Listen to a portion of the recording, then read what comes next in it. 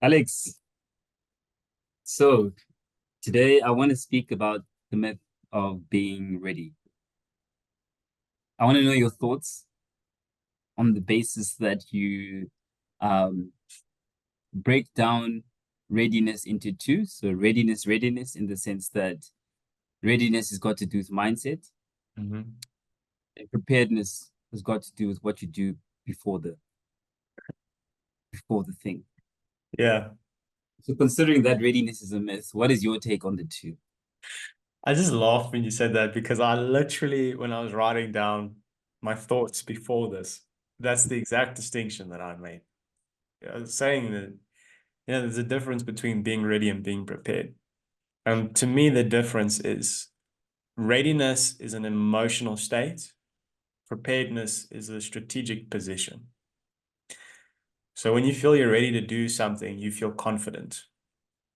Whereas being prepared is where you look ahead at the nature of the challenge that you have to face and you try and take actions beforehand to make it so that you can successfully navigate the task, right? The problem with trying to be prepared, the problem with trying to feel ready is that confidence often comes after we do something, not before we do something, right? So the reason why I like this phrase, the myth of being ready, is because it's almost like this thing in your imagination where you imagine that a future you is going to know something or be something that you today aren't. And that's why you should procrastinate facing this challenge that you are saying you're not ready for. Mm, And mm, sometimes to be ready is just to say, I believe in myself and I accept the unknown of this thing. And the truth is, readiness is also, people will say, it's not a good time. I have all of this stuff that I need to do. There's never a good time to do anything.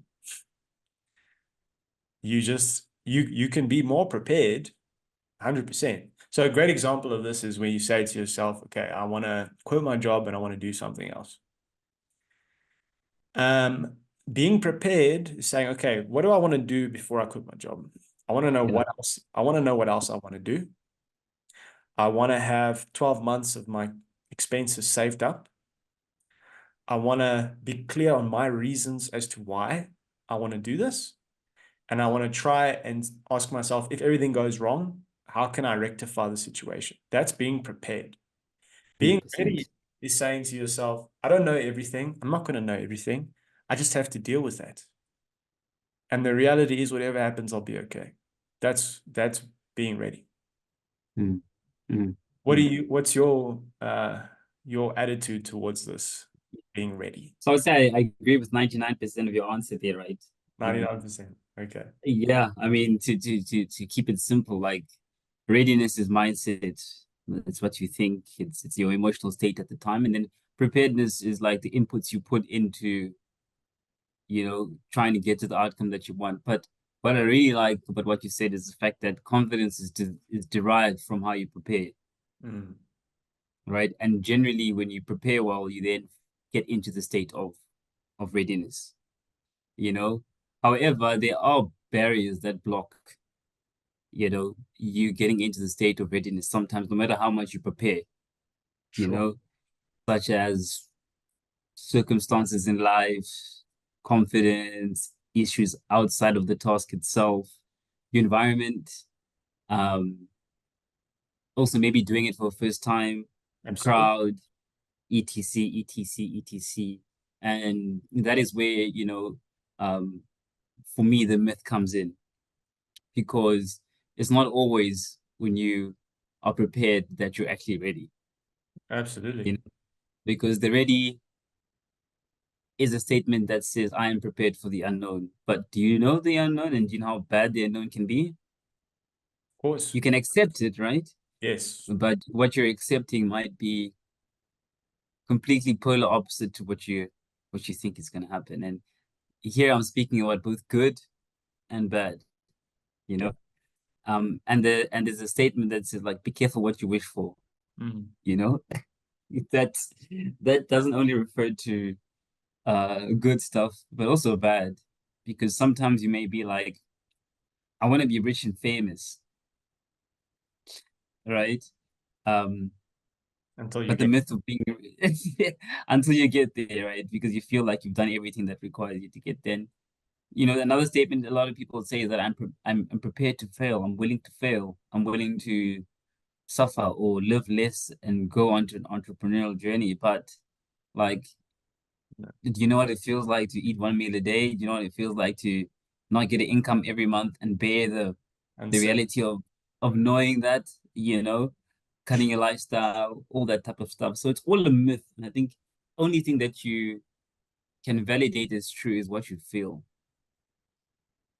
You when know, it comes yeah, to this topic, right? And I mean, I'll give you a very good example.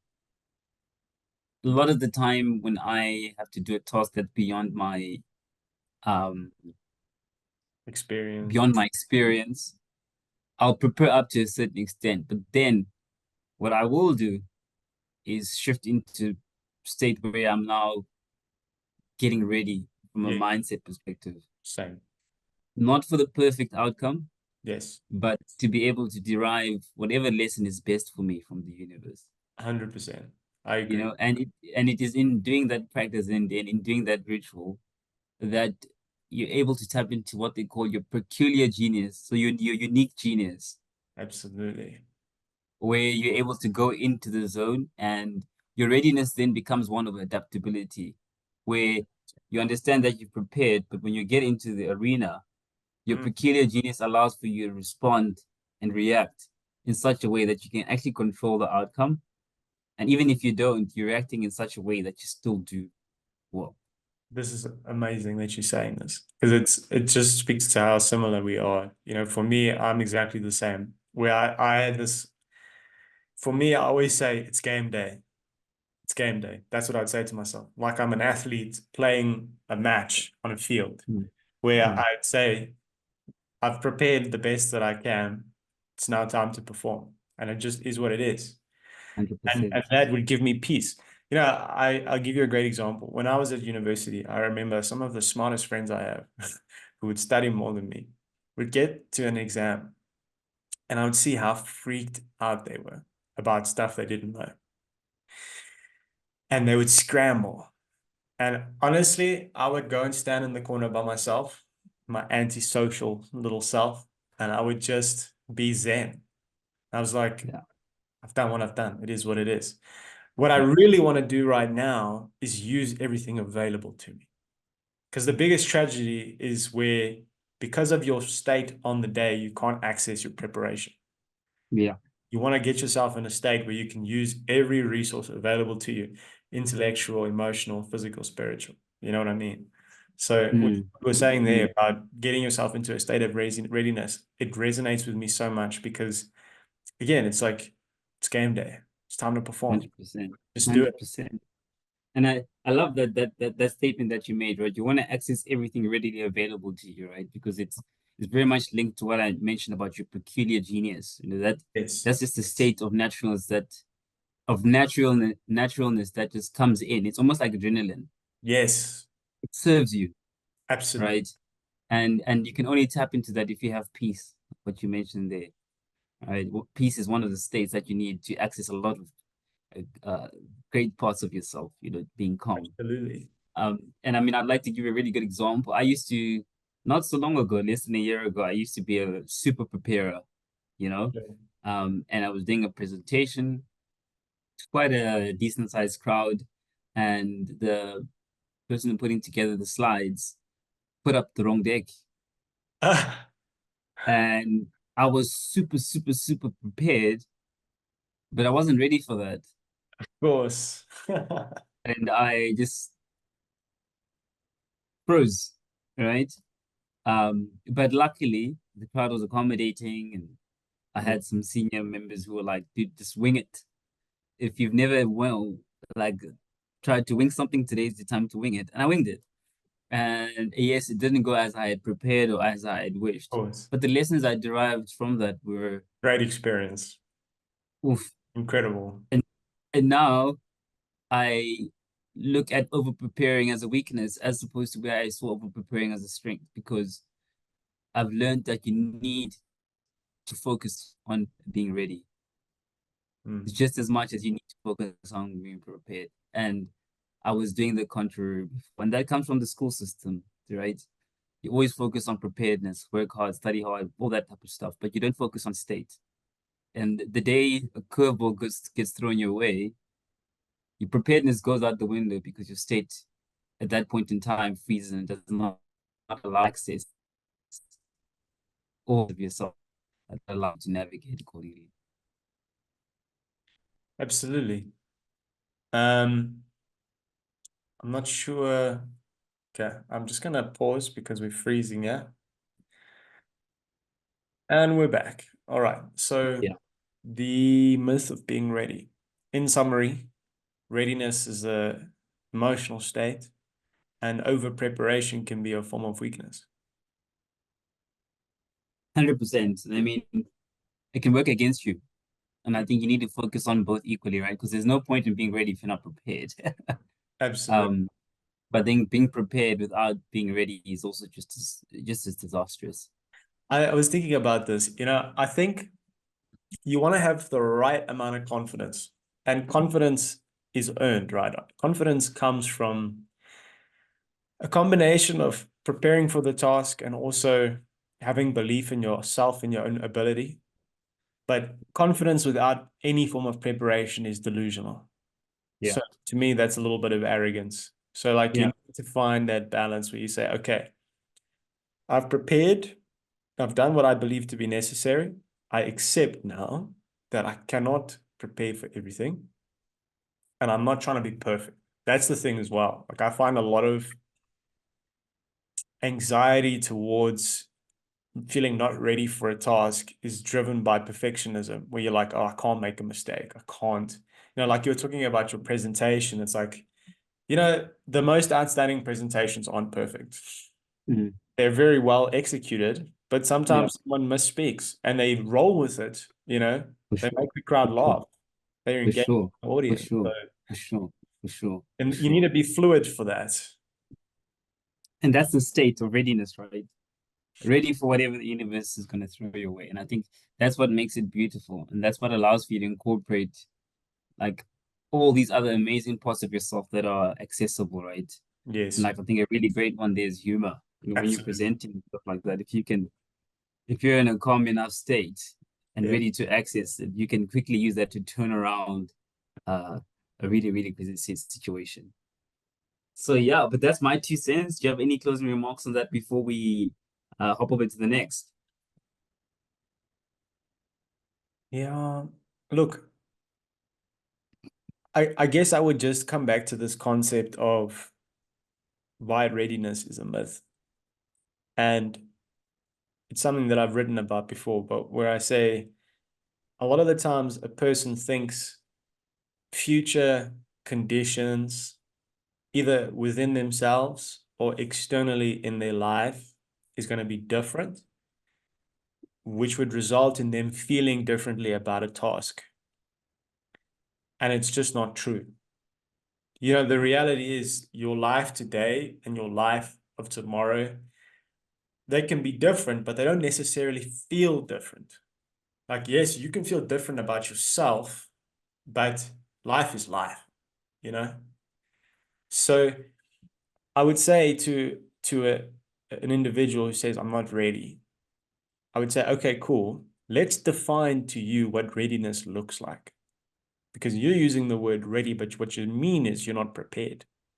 Hmm. So what would you have to do to be ready to do this thing? Hmm. And that's how you can then turn this into a strategic thing instead of an emotional thing. You like For sure. the age-old thing. Everyone always says, I want to be an entrepreneur, I want to start a business, but I'm not ready. It's like, okay, what would readiness look like?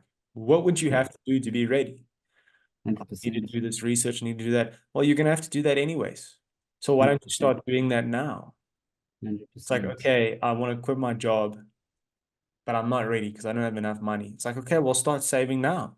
Yeah, for Get sure. ready. Like the future you needs the current you to start doing the stuff that you want the future you to do. you Yeah. know, Yeah. For sure. he's relying on you. So if you don't start doing that now, like you are the future you of yesterday. Yeah. You You're know? transcending. You're continuously transcending into Yes. your future self, It's right? the same as Which is like the gym thing where it's like, I'll go to the gym tomorrow. Well, yesterday you said tomorrow. So today is the tomorrow that you're supposed to do it. Like, 100%. so 100%.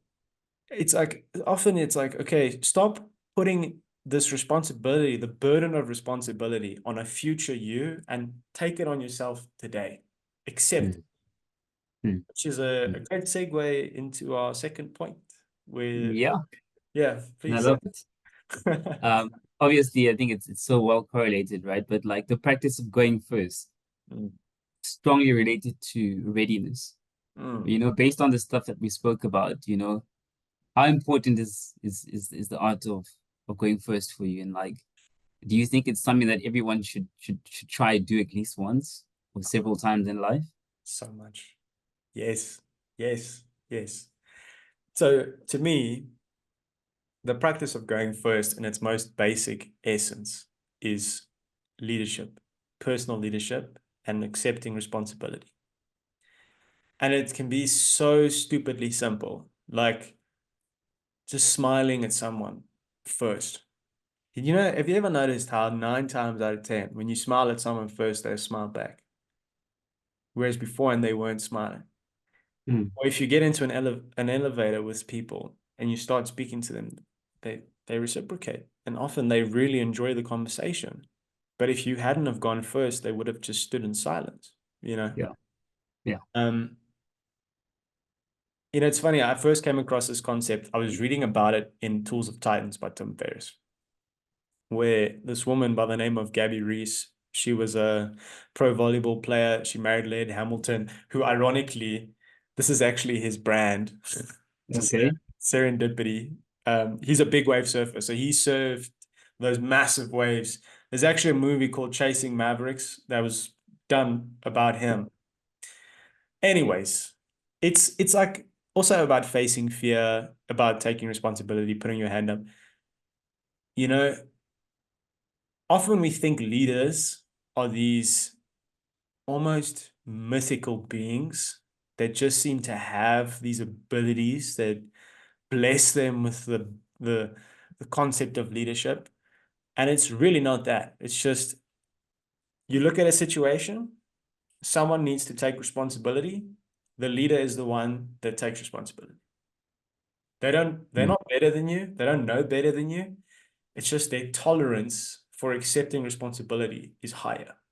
100%. And it becomes a self-fulfilling prophecy and a circular loop of feedback because they accept responsibility once by going first. The crowd around them witnesses this act. And then when the next instance happens where responsibility needs to be taken, they look to this individual because of past performance. So, For and I've got sure. a great example of this. When I was working in audit, we used to have these big events, very big events where you get split up into tables. And when I started working in audit, I was terrified of public speaking. I did not like it. I the thought of speaking in front of a group of people filled me with so much anxiety. I mean, I'm somewhat inclined towards introversion. So naturally, the idea of being the center of attention is not appealing. Mm, But the first time in my first year that we had to select a leader for our table, no one was willing to be the leader. Absolutely no one. And I sat there thinking to myself, guys, like, is no one really gonna put their hand up? Like, we have to do it. Someone has to do it. And then I got to the point where I was like, "Ah, screw this. Okay, I'll do it." I did it. Then at the next event, I didn't even have a choice. Everyone just looked at me and they were like, okay, no, Alex must be the table leader because he was last for time. sure. For And sure. the more that I did this thing, the better I got at it to the point where I was now ready because of my preparation, my confidence. And that experience of leadership in that context actually was something that I applied in other areas where I began to start looking at myself as a leader and seeing all of these opportunities where responsibility was not being accepted. And when you see yourself as a leader, others begin to see you that way as well. So it's a cycle, right? And it all Mm, starts with going first, saying, okay. And it's deeper than that actually as well, because I was thinking about this before the call. Going first is being the first one to forgive when there is a break in a relationship. You know, often when we have conflict, we always want the other one to apologize first.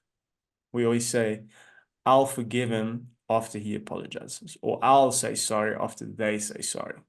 But someone has to go first. You know, I'll help when someone helps me. Someone has to go first, you know. for sure. So why For can't sure. For you? sure. Why can't you do that? Why must always wait? You know, in a very small context, I know I'm giving you a long answer here, but I just wanted to get this off my chest.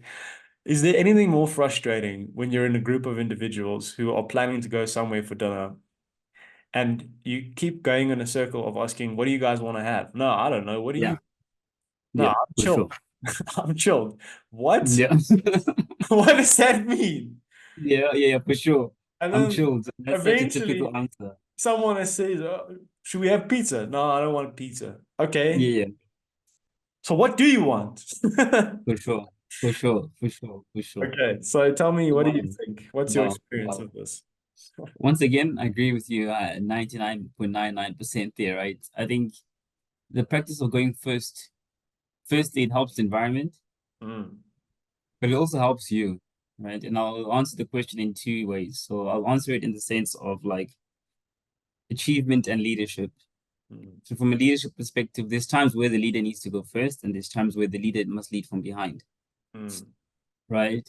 But how can you lead from behind if you don't know what it's like to be in front, right? And I'll use um, I don't know much about mining and stuff like that, but the person who made the mining equipment that drills down all the way to the ground had some sort of an idea of what it looked like down there, right? Sure. Had done enough information and research about the conditions, the challenges, and above all, what is the benefit of going there, right?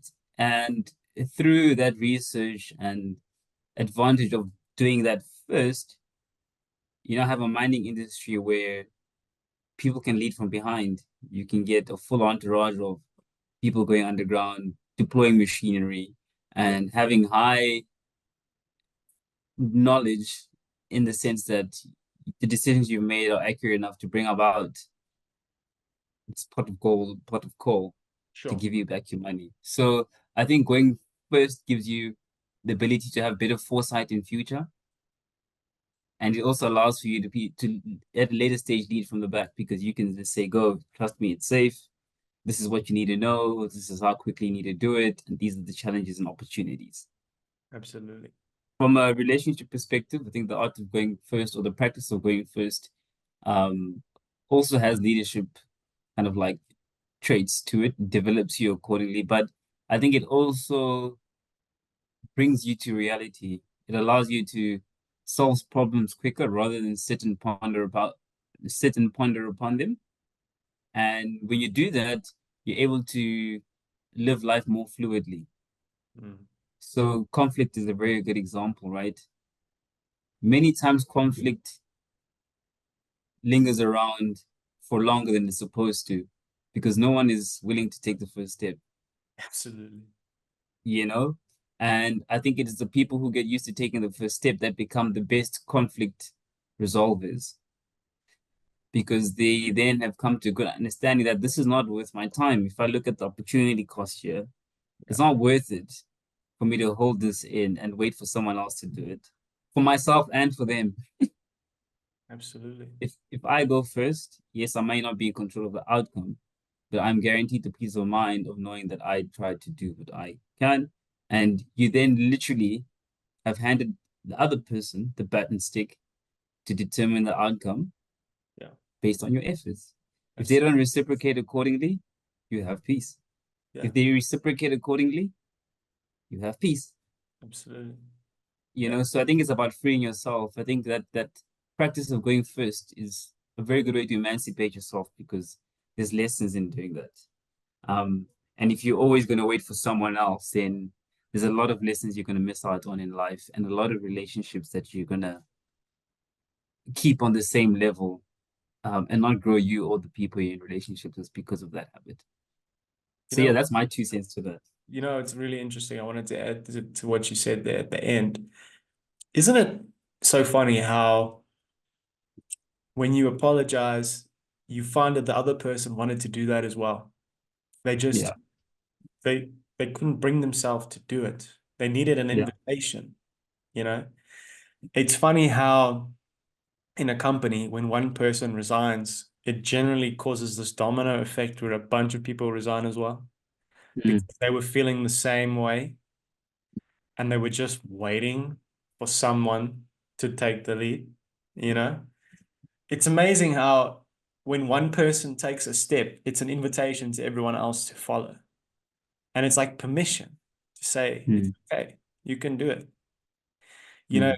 again, like the concept of the 4 minute mile, right? For many years, it was seen as impossible until one person did it. And now you have Oaks in high school that break the rate, that make the time zone. 100%, hundred But percent. you always need someone to go first to show everyone that it can be done. And then after that, everyone does it. Yeah, it's almost like what we spoke about the last time, right? Like life is a continuous quest of proving what was right, wrong. Right? That's evolution, Mm. right? What was accepted as right by everybody. Exactly, Challenging. exactly, Yeah. 100%. I mean, a very good concept. Everyone once believed the world was flat, Yeah. so the The world earth is is the round, center of the universe. 100%. Yeah. All those type of stuff, and Sure. we've evolved because of that. No one believed that you could fly on a plane. No one believed you could get to space, right? Absolutely. But but there's someone who took the decision to go first. I mean, the Wright brothers. And that's an amazing story, right? Mm, mm. And they then gave the permission to everyone else following to kind of build on this and become a greater version of themselves. But I can still tell you now, the most fulfilled people out of all of it was the person who went first because he got the knowledge and he set the platform for Absolutely. generations to come. And that's such a powerful justification for faith and belief that things can go right. You Yeah, know, when I was writing about the concept of both of these concepts, actually, the myth of being ready and the practice of going first, I thought about this thing where a lot of the times when we don't do stuff in life that we want to do, or we say we want to do it, it's because of the what ifs. What if I try and I fail? What if I leave my job and my business fails and now I have to eat humble pie? And it's very easy to focus on those what ifs because we are hardwired in our brain to focus on that. But the other side of that equation is what if it goes right? yeah, What if you 100%. quit your job and you start your business and it takes off and you go on the most incredible adventure of your life? What if? Yeah, 100%.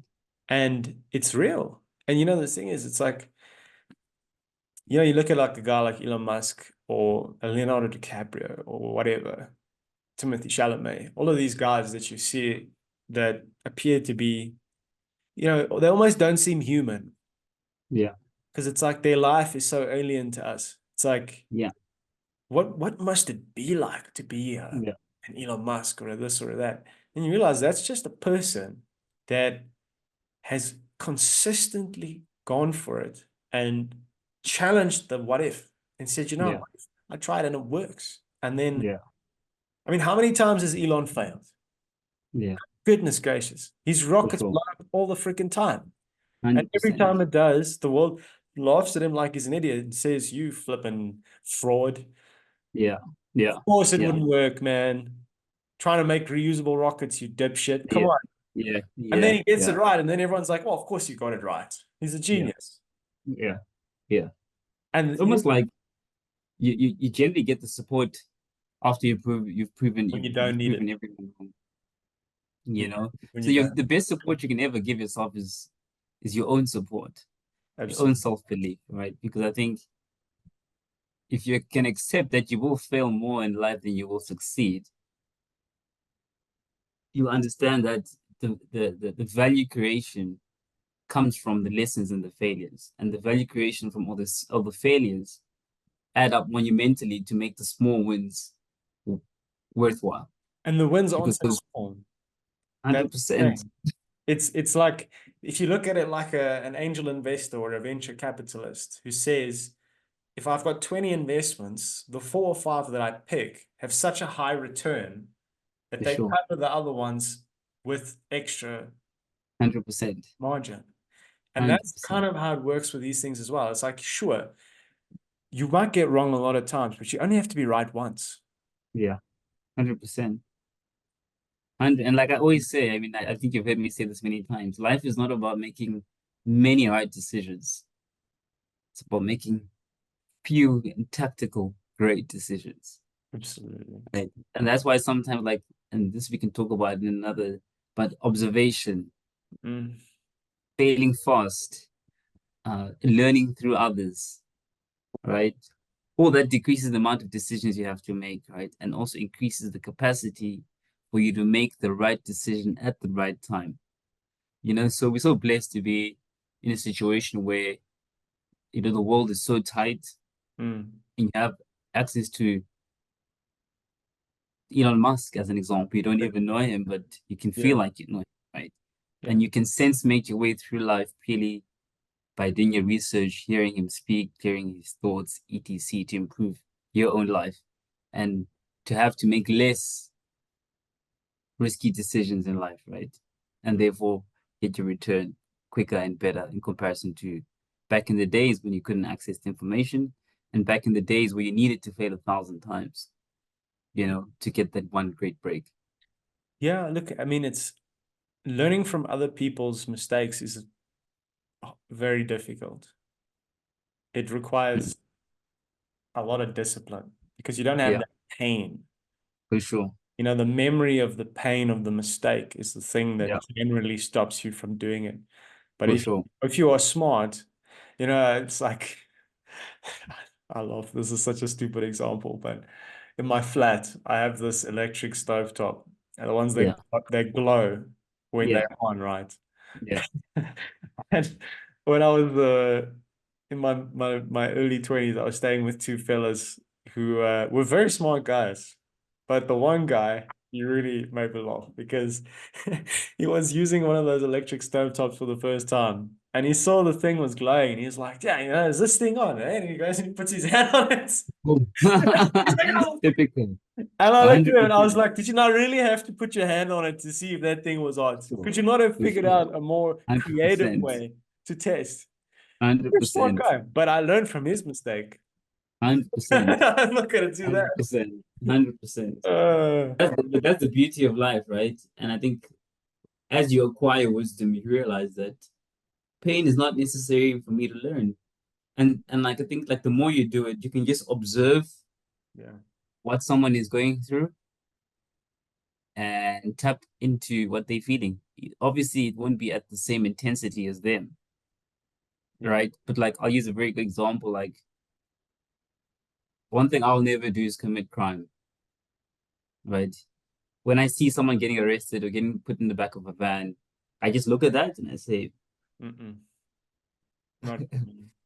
Yeah, like beating up a woman, uh, abusing animals, like yeah. there's all those things that I don't need to feel. I don't need to make that mistake to understand that I don't need to do it. So I think it comes with wisdom, it comes with reading, it comes with the development of your ethics, your moral code, and it also comes with who you associate with. Because sometimes all you Sure. need is someone who's very close to you to tell you, don't do this. Don't Yeah, ask me why, but trust me, you don't sure. want to do this. And you won't, and that saves you. And that's all you need sometimes to make better Absolutely. decisions. I mean, look, you'll make your own mistakes. You don't have to make Yeah, theirs as well. for sure, for Best sure, to for keep it sure. to yours. But before we wrap it up, I just wanted to touch on something that I think is very important. It's like when you get better at this ability to face uncertainty and overcome this myth of not being ready, your rate of progression in your life accelerates dramatically. Mm. Because you're no longer stuck in this place of purgatory where you don't like where you are, you want to be somewhere else, but you're too scared to go for it. So you're just kind of here.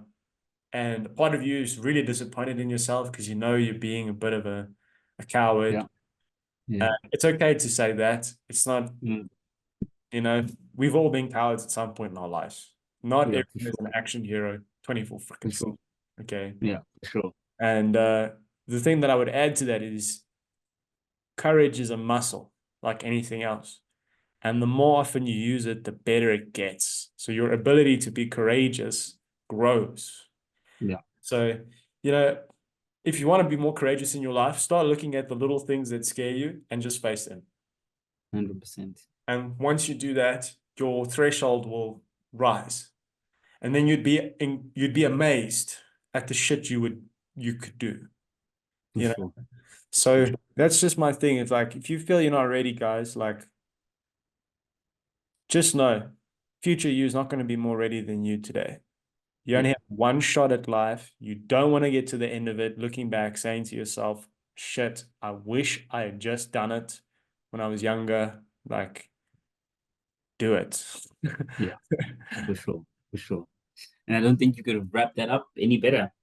Awesome. Um, but yeah, lovely and always great to chat to you and get some of your wisdom. And yeah, thanks to anyone who's listening. All right, guys. We'll catch you next time.